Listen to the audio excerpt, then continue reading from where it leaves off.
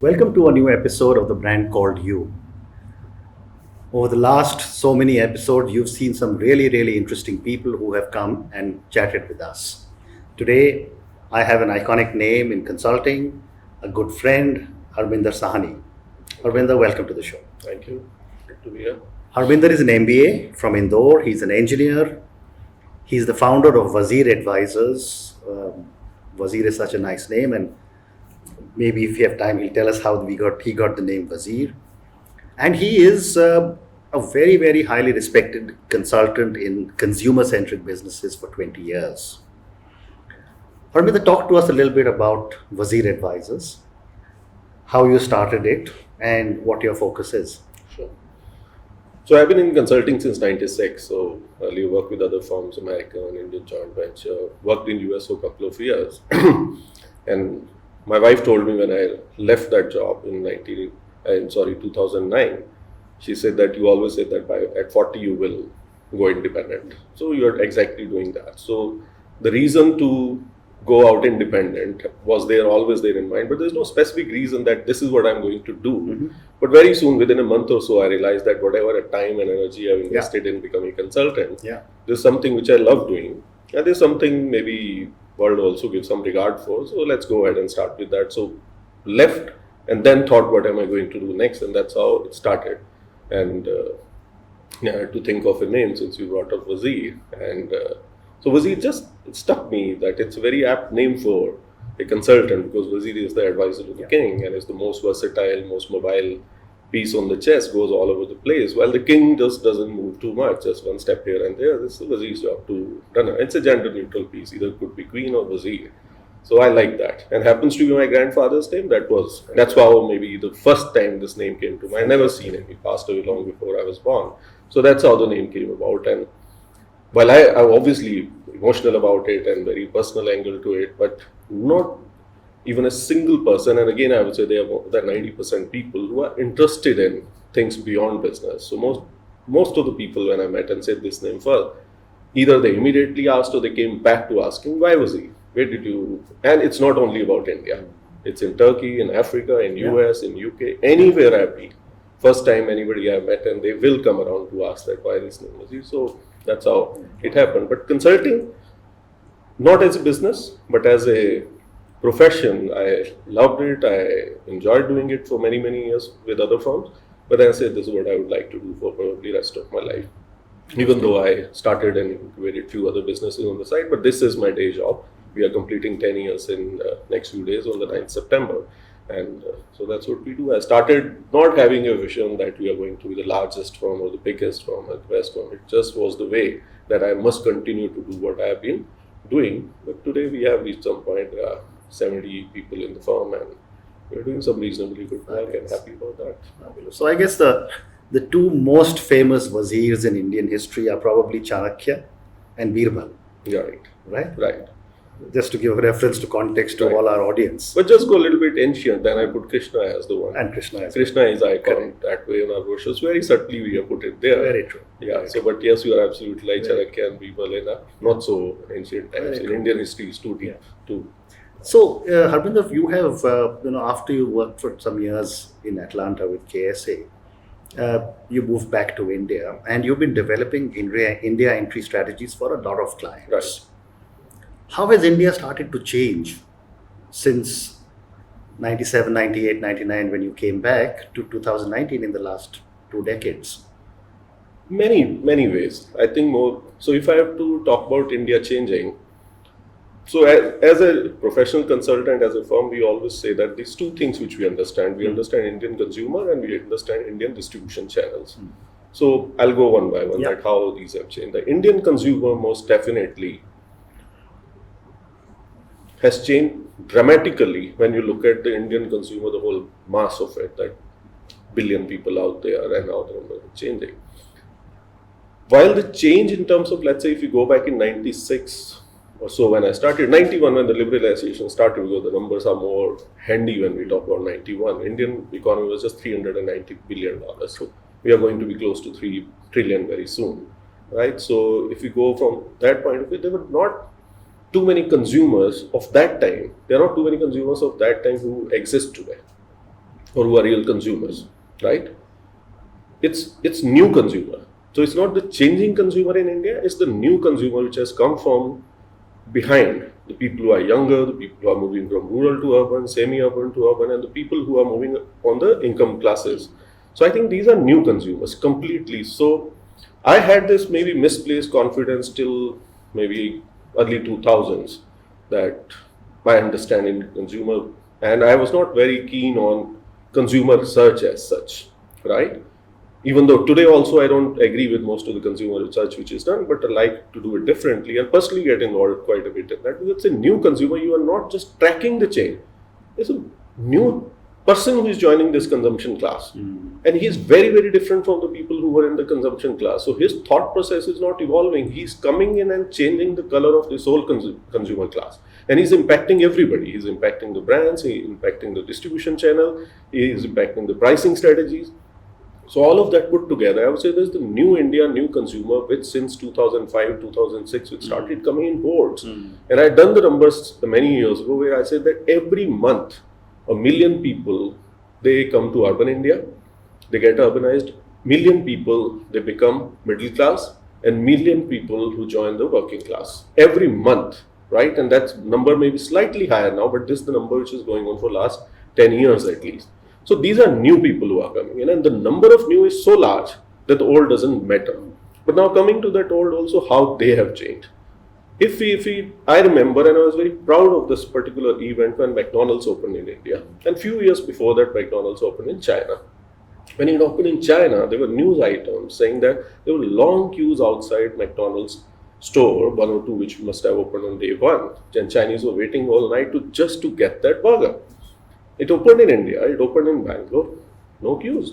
And I was very proud as an Indian. I said that we Indians are not crazy as Chinese are about American stuff. And now this has opened, it's here forever. Why do I need to stand in the queue?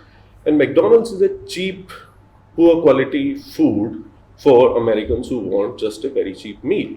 And people were queuing up, and Indians didn't, so I was happy. But fast forward, maybe 15, 16, 18 years later, Starbucks opens in India.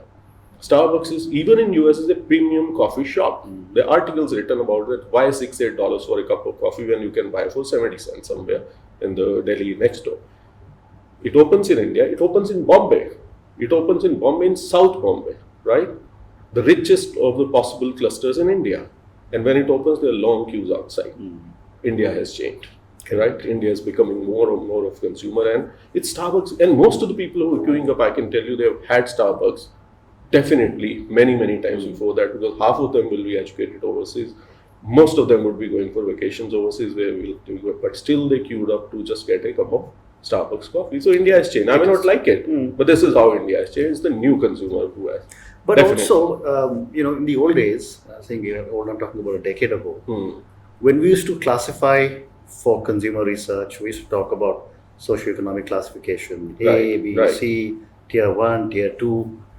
Do you think retail giants like Amazon and Flipkart are really doing away with this socioeconomic classification? Right. Because today, someone sitting in a Tier 2 city is as much their customer as I am sitting in New Delhi. Absolutely. So there's a difference between being a retailer and a brand. A retailer does not, and in India, and people like Amazon, even in the US, they completely cut through the consumer classes. They're saying I have everything for everybody because I'm just a platform for everybody to come and shop. You have $1 to spend, I'm there. You have $1 million to spend, I'm there. So everything possible, because otherwise there was a Target, which was for a slightly fashion conscious consumer. Walmart was for the people who were absolutely looking for basic products. So even within these kind of discount stores, there was a segmentation, but Amazon came in and completely homogenized it. India didn't go through even those cycles where the retail had to be segmented. Retail is already homogenized to start with itself, because you don't have to evolve through the same process. But it's at the brand level where consumers are segmented, and I think that socioeconomic classification which is being done, it was started maybe sometime in the 80s, and maybe it was relevant at that point of time. And just if I could take 2 minutes on that, India used to be a very simple society at that point, just 3 layers: the rich, the middle class, and the poor, right? And now, when you look at it today, and it's like a pyramid, and I say that when there was differential forces which were at play, that the top was growing at 100%, like most of the rich people, if they're not doubling their incomes they will feel very sad about it. Middle class, if they're not getting 15, 20, 30% increments, will feel sad about it. Country is still growing at 6, 7%. So what happened when you put this differential forces, that the pyramid over a 15-year time started looking like an Eiffel Tower. Many layers have emerged. I think so segmentation is even sharper, much sharper, which has become, and the brands need to very carefully look at it. So, and since I started Wazir, so retail was that part where brought in consumption to the, let's say, in a nicer environment to encourage people to consume. But what was being consumed were the brands and the new product. And that's where the consumer segmentation, I think, is extremely relevant. And it will remain very relevant today, because in a large country like India, even a small niche could have millions of people in there. And if you're not addressing it properly, you're missing on a very big opportunity. Well, one takeaway so far is the phrase that you just used, that a pyramid has started to look like an Eiffel Tower. Absolutely. I must remember that for the future. Very interesting. So, Harminder, moving on, over the last few years, you've become quite an aggressive angel investor. Right. And, you've invested in numerous companies. We have thousands of people who are startup entrepreneurs who listen to our podcast, and who would love to get some guidance from you in some of these areas. So when you look at investment, what are the primary things that you look for before you agree to make an investment? So I may not recommend anybody else to use this formula, but this is what I use and work for me. Absolutely. So my keenness in startup always has been less from the point of view of investing money and making great returns. More from the point of view is that I'm a startup guy myself. 10 years ago, I started 3 companies at the same time, and all are doing fairly all right. But we never raised any funding, we never took any debt, and we are self-funded and doing fairly okay. But I could see that and maybe I didn't feel confident enough to do something like that, but I could see that this is going to be the next wave. This is going to be the next way of doing things, not next wave that way. It's a next way, it's a new way of doing things, a very different source of capital which will be tapped into. Because people like me, at young age also, when we wanted to, only source of capital you could think was the debt, banks, right? You didn't have equity, and you can't go to equity market. But I said, there's a fantastic stuff which is happening there. How can one become part of this? How can one understand it more? There was no other way but to get engaged with these people to understand it. And I was lucky enough that I enjoyed that credibility, that startups were coming to me to ask for advice, and then I offered to invest and they accepted it. That's how it happened. So one of the most important things which I learned, which I wanting to do through this, was to learn this whole journey, that how it happened, and secondly, learn about new technologies and new ways of doing business. So people were coming to me asking, offering me advisory shares, saying that if you can help us with our consumer strategy, retail strategy, your network we can use to sell our product. But I was always looking, what can I get from it? So when some of my early stage investments, where somebody used the word crowdsourcing, I had to ask, what is crowdsourcing? When somebody used the word cloud, I had to ask, what is cloud? Right? SaaS, I had to ask that, what is it? And I said, good, I'm going to get involved in this, because this is something which I don't know. And I'm not going to question them on their feeling that I know something for which they are willing to offer me equity or some advisory shares. So I just went ahead with that. So that was one criteria. That's how it started. For my keenness to learn rather than investing money, because I don't have a fund to put money. It's personal money which one is investing. So that's how it happened. But the criteria which I started using filtering, because again, there were many options. Most of the people will look at a business idea and say that it's a great business idea, and we also believe that it's going to be a very, very successful idea. But I always looked at the people who were, the team which was working on it. And then secondly, I was always looking very carefully at the co-investors, that who are the other people who are endorsing this team. And I was always talk to co-investors, and anybody who was saying that I really feel it's a great business idea, I didn't pay much attention to that. Anybody who said that I believe it's a great team, I said that we will go ahead with this, because if 2 people or 3 people are thinking these people are right, we'll invest on them. And I think it's worked well for me at least. And given the fact that you've been consulting in some specific areas, when it comes to your investments, are you sector agnostic, or do you stay with a few sectors like retail or technology or something else? No, I'm sector agnostic, but I'm consumer centric, definitely. So either it has to be a company which is directly dealing with the consumer, or is it a company which is supporting consumer centric companies? So either it should be directly doing things like Ink Fruit was doing, or a Burger Singh. They are building brands, they are serving consumers, or it should be a company like Capillary or Innovation who should be supporting them, or a Wooker for that matter. So it has to, the consumer definitely is in the forefront. You had mentioned Burger Singh, Right. I think that's an absolutely fascinating brand. I've tried their food. Right. Completely appealing to the Indian palate. Right. What did you see it? So I have written about it many years ago, that how come McDonald's is having such a free run in India. Basically what they are selling is a bun samosa or a bun tikki, which we have been having since our college days, and suddenly just because it's not that great either in terms of taste, and nothing to feel. I'm a consumer, so I have a right to say that I don't like the taste. So why nobody is challenging them? McDonald's is just having the free run, and nobody paid much attention to it. And there was a time when in India everybody wanted to just do something different, not wanting to be the second. Well, there was opportunity for plenty, but everybody wanted to do a different thing. So somebody will do a vada pav rather than doing another burger, this thing, not realizing that the vada pav is difficult to sell than a burger because there's no frills to it. But nobody was listening. But suddenly, somewhere, there were a lot of international companies. They started coming. And for many years, nothing happened. And suddenly, so many people started coming. All international brands became interested in India. And I said, yeah, no, I'm vindicated. The Indian market is ready for more than one. And then I came across Burger Singh, and they reached out to me from somewhere, and that's how I got engaged. I felt that that was the thing which should have happened 10 years ago, but never too late. Never too late. And I still very strongly believe in it. It's all about food. It's all about the taste. It's about good quality at good prices. That's what people are looking for. There's nothing more than that about food. And yet we had a Nirulas which disappeared.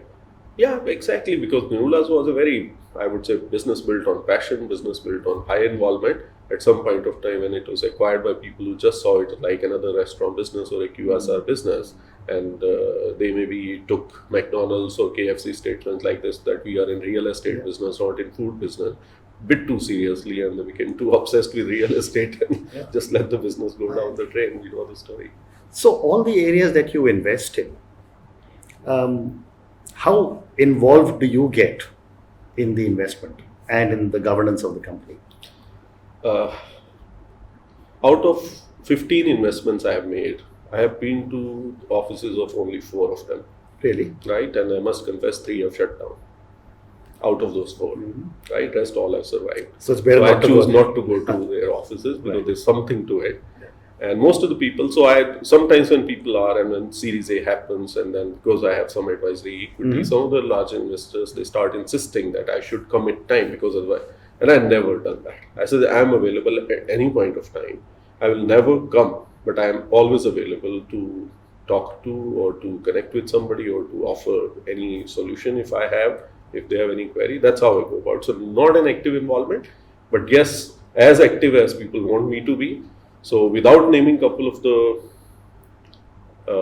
investments where they went for the Series A, the presentation to the investor, the IM said it that 70%, up to 70% of their accounts and almost 80% of their revenues at that point of time were coming from the connections which I made for them, without ever visiting their office, without ever going for any meeting for them.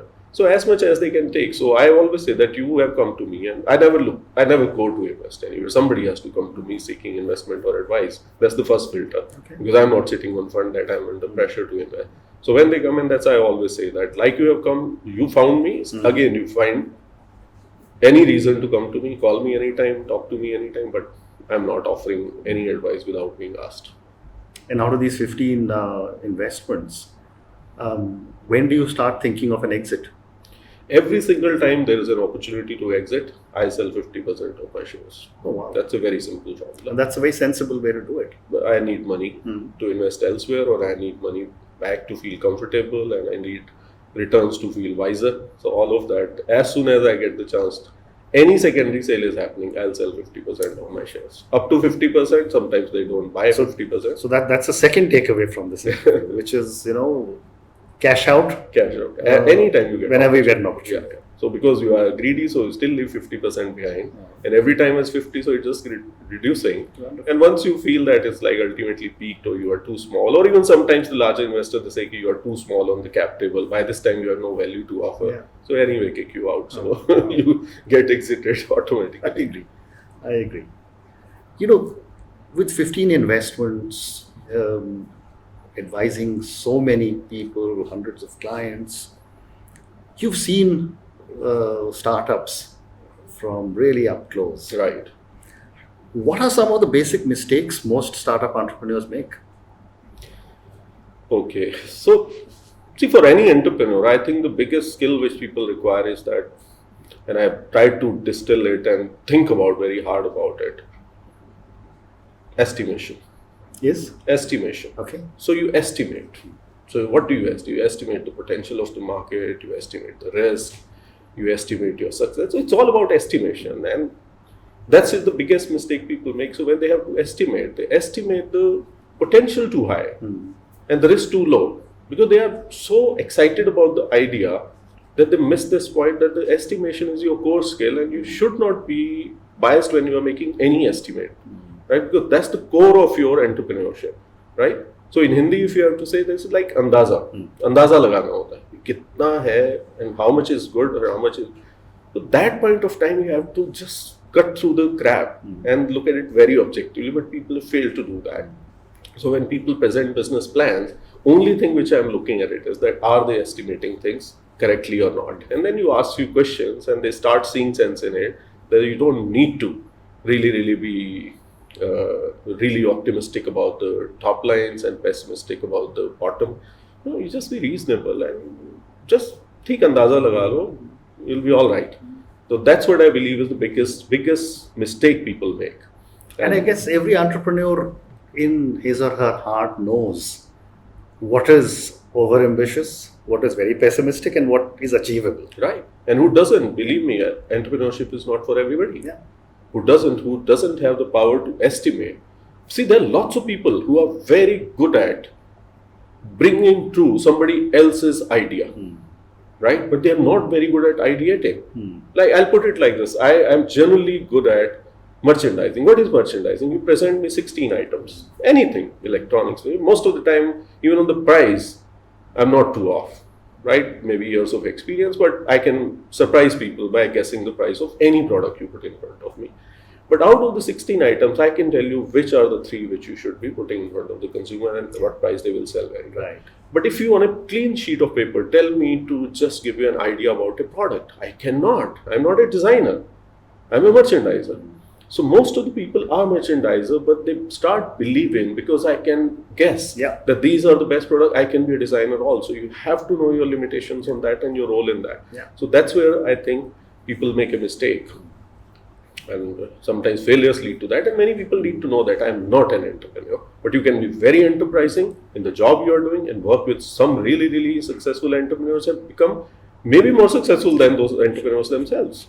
In any terms which you estimate, whether it's your stature, whether in terms of money, we have seen lots of people who have achieved that without being entrepreneurs, but being very enterprising on executing ideas. And what are your thoughts on an entrepreneur going in with a co-founder or a partner rather than going alone?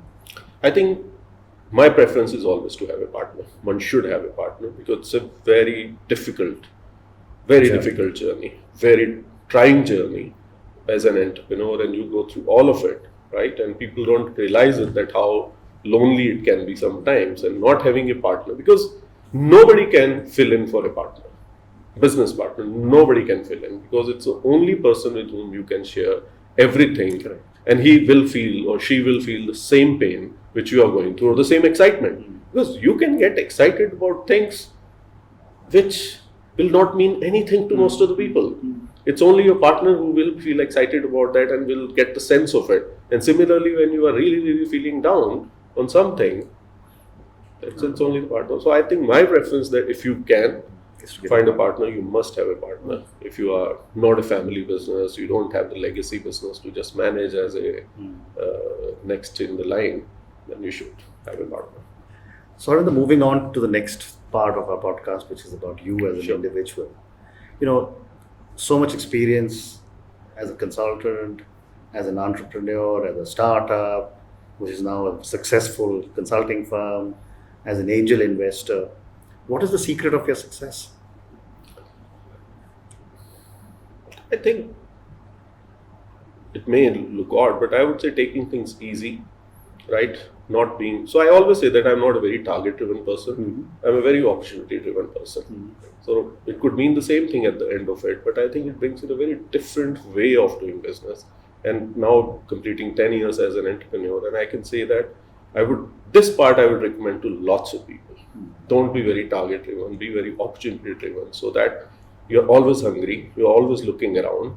Targets bring in a certainty, right?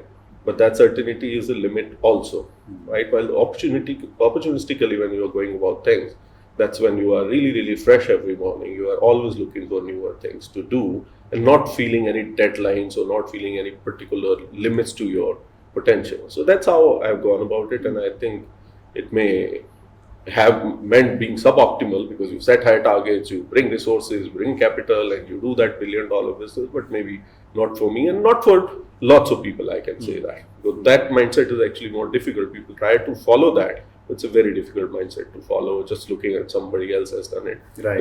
I found this far easier and sustainable. Yeah. Well, obviously, you're enjoying what you're doing, Right. because the next question I'm going to ask you is what keeps you going every morning? Right. And I almost know your answer.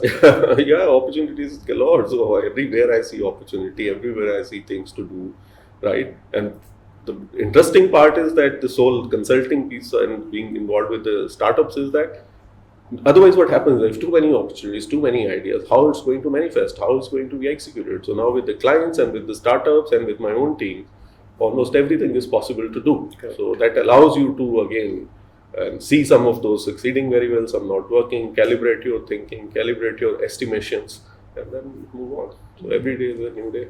Amazing. So I'm going to ask you a question which I ask all my guests. What are your biggest learnings from some of your biggest failures? See, when, let's say, failing part, honestly, I tried thinking about it, and I couldn't think of. Okay. I couldn't think of too many failures. What I could think of was some missed opportunities. Okay.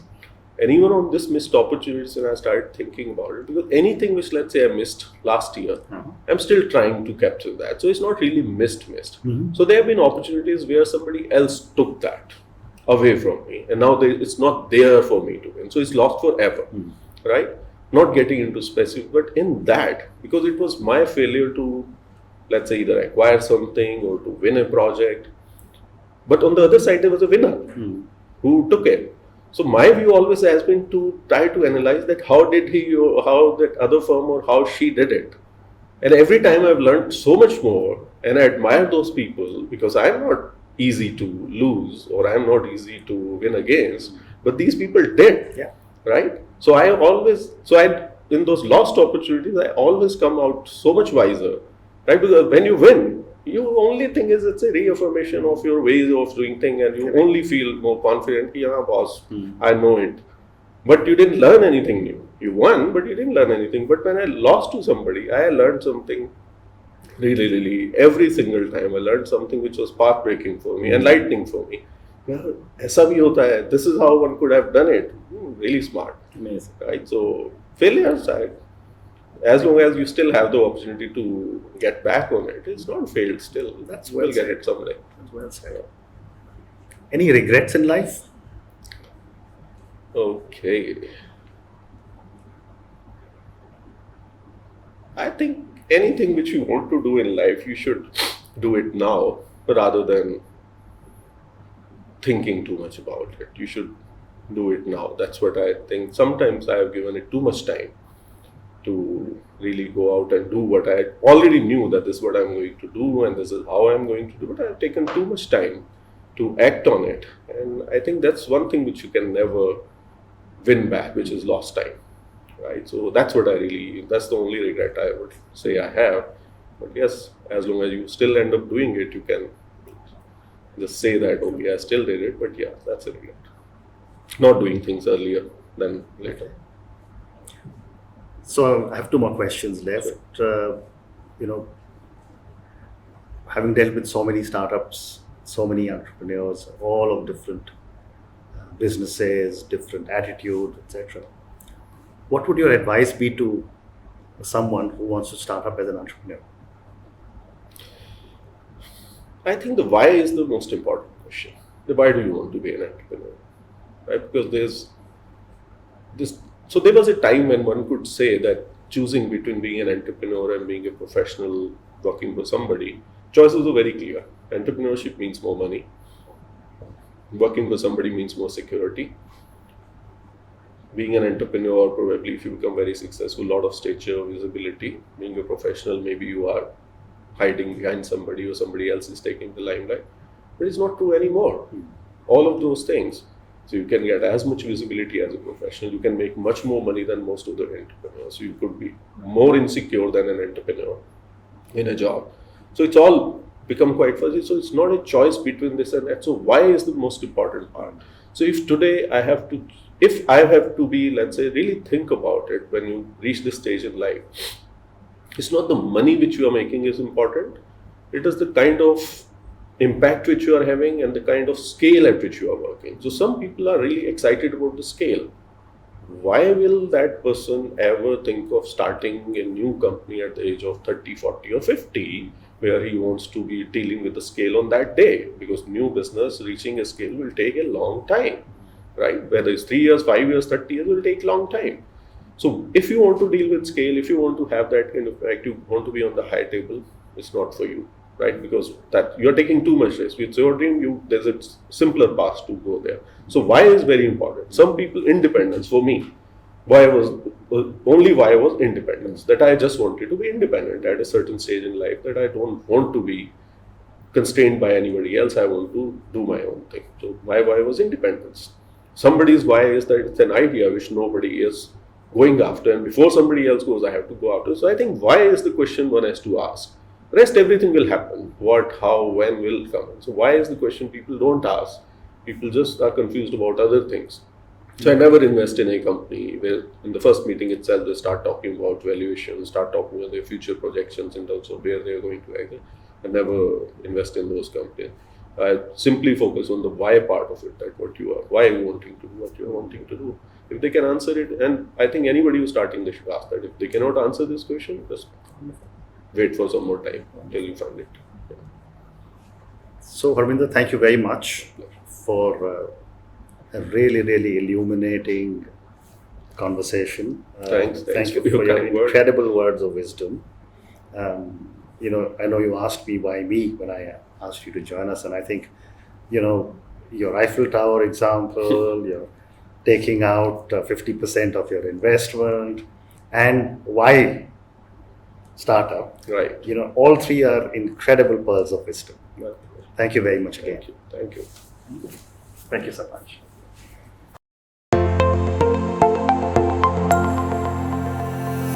Thank you for listening to the Brand Called You podcast. Be sure to visit tbcy.in to join the conversation, access show notes, and discover fantastic bonus content. You can follow us on YouTube, Twitter, Facebook, and Instagram. Simply search for The Brand Called You. Thank you and see you next week.